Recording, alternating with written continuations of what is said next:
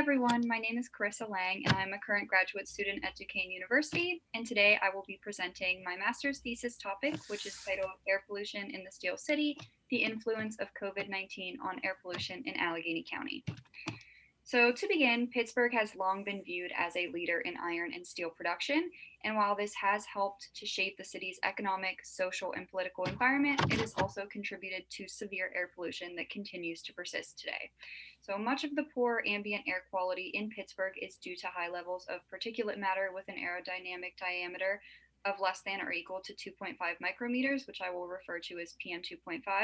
And about 70% of this PM 2.5 pollution comes from just two industrial sources, the Edgar Thomson Steelworks and the Clarendon Coke Works.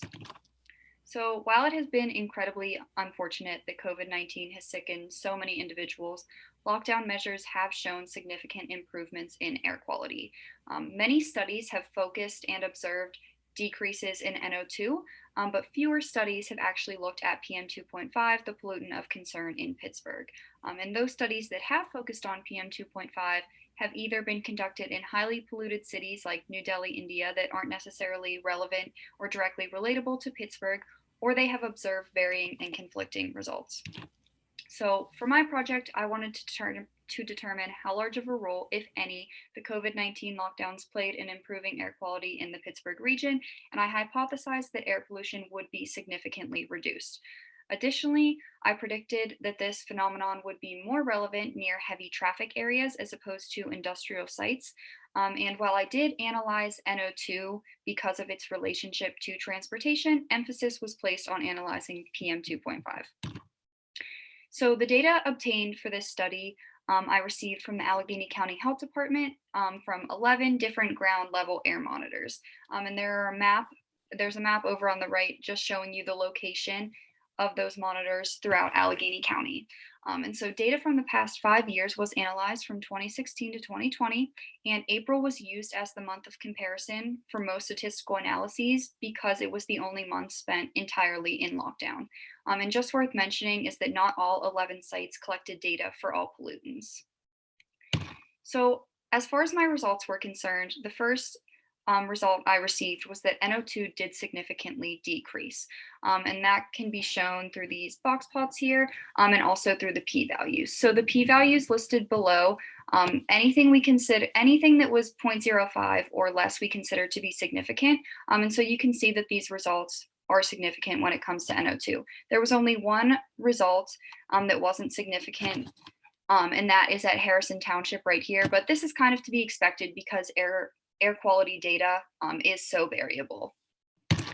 However, when we looked at PM 2.5, the reductions did vary considerably. So when April of 2020 was compared to all other months, so March, May, January, whatever it be, it was considered to be significant. However, when April of 2020 was compared to only the previous 4 Aprils, this was not found to be significant. It was only considered significant at one location, this location right here, Lincoln. And that was incredibly surprising to me because Lincoln is the one site where I expected to not find significant reductions in air pollution, and that's because it is located right next to the Clarendon Coke Works. So this led me to believe that something must have been happening at the Coke Works during the lockdown period. So I reached out to someone that worked at the Coke Works, and she informed me that during the pandemic, they were temporarily idling the Edgar Thomson plant's #1 blast furnace. And this resulted in a slowing of coking times at the Clarendon Coke Works. So this was primarily responsible for that decrease.